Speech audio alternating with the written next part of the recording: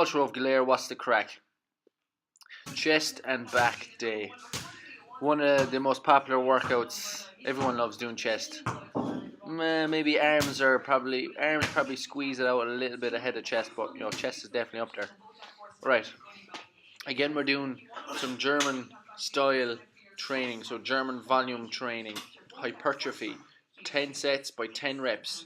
Our time under tension needs to be greater than 40 seconds, and our rest periods need to be nice and short, between 60 and 90 seconds. Okay, so first exercise, bench press. As you can see here now, if you've seen my other bench press videos, you'll see the bar has actually been moving a lot quicker. So today I'm really slowing down the bar, trying to get it down really slow.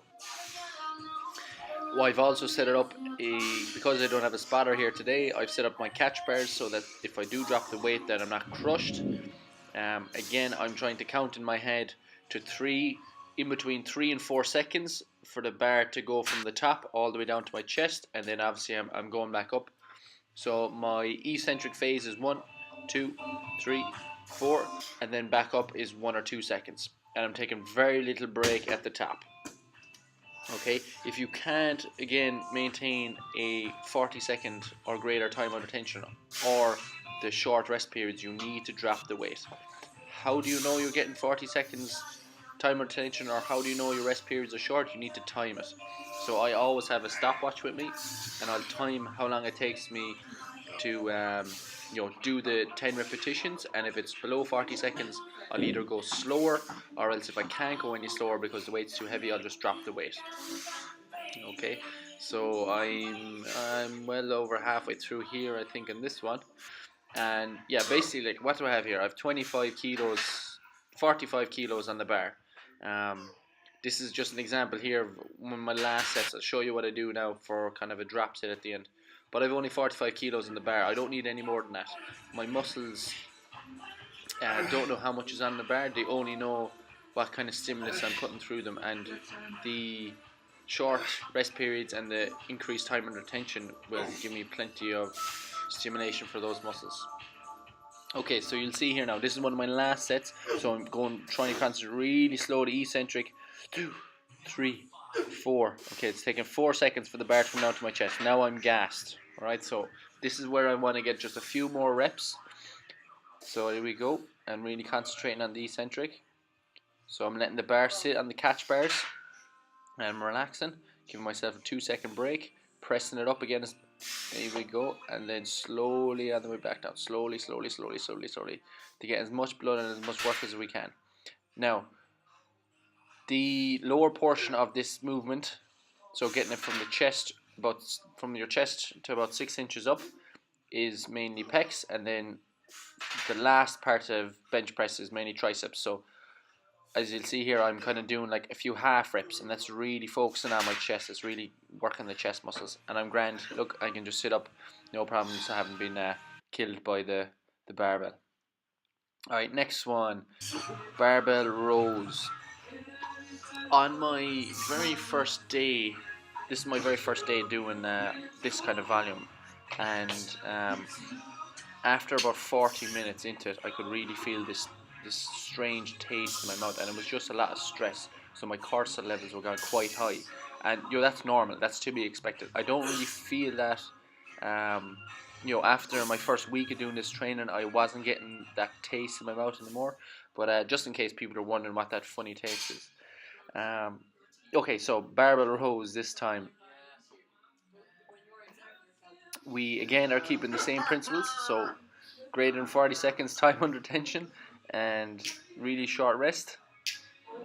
Find some way to keep yourself entertained in between sets. You want to do some skill work, you want to do some rehab work. Now, with this, obviously, we want to keep our spine in neutral, so we want to keep a good spinal posture. And we're rowing up with our elbows. We want to get a squeeze at the top. So that last couple of inches at the top is actually the hardest part of this exercise. So you really want to make sure you're getting a squeeze at the top. I probably started a little bit light in this one, but I did the 10 sets of 10 anyway and eventually dropped it down. So getting a good squeeze at the top. So you want that bar coming all the way up your quads and right into the gap in your hips. Okay, so if you lean, further forward you lean, the more difficult this exercise becomes, because it puts just more gravity is obviously acting against you more, so you obviously have to use your muscles more. Whereas if I sat up, so I'm gone past 45 degrees there, whereas if I was more towards 90 or more towards a vertical position, then it would obviously become a lot easier because there wouldn't be any gravity. So you need to be able to judge that yourself.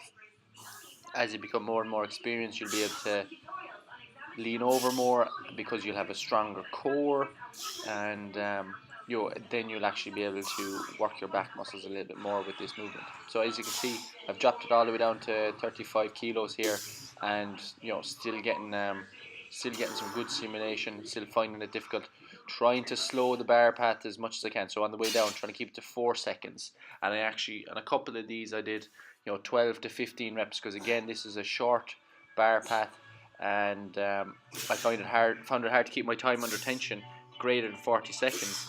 So in order to do that, I actually did 12 to 15 reps at times, banging out a few at the end. So using a little bit of momentum here just to get some last final stimulation and some final reps in, to again keep my volume high. That's what we're trying to do here. We're trying to do some really high volume in order to stimulate muscle growth, and there is that relationship between high volume training and muscle growth. Okay, coming up towards the end, I think this is my last set. Bit of a break in between before I get out a few more. There we go, just getting some final bit of blood into the muscles, and my back is absolutely killing me, and the cortisol is gone through the roof at this stage, but that's a good thing. Finally, on my last chest exercise, I'm doing a cable crossover. Now there's a couple of different angles you can obviously do this at, so I'm doing it at this kind of a lower angle. And what I'm doing is I'm doing just our 3 working sets, so 8 to 12 repetitions, and making sure that I'm getting a good squeeze in the pec. Now with this one, as I also did a drop set towards the end, so the machine is actually a little bit funny, so I had to actually swap over and go over to the other side in order to the pulleys kind of get caught. So facing the other way is actually a little bit easier. They don't get caught as much out this way.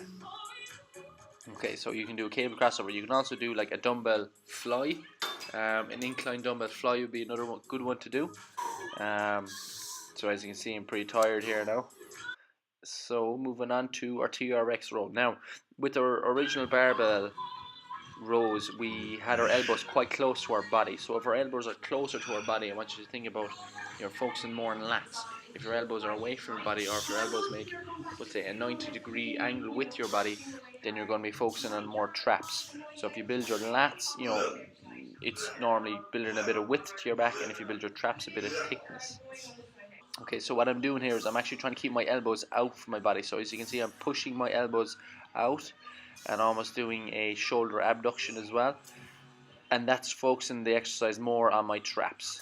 Okay, I'm also getting a good squeeze at the top. On this one, obviously, the further I bring my feet out from the wall, the easier it gets. So I'm just kind of judging that.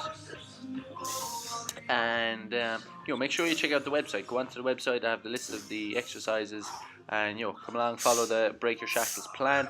It's going to be a 12-week plan at the end. If you like the video, please do subscribe. Portaglacha in our broad. Agus briste gevle.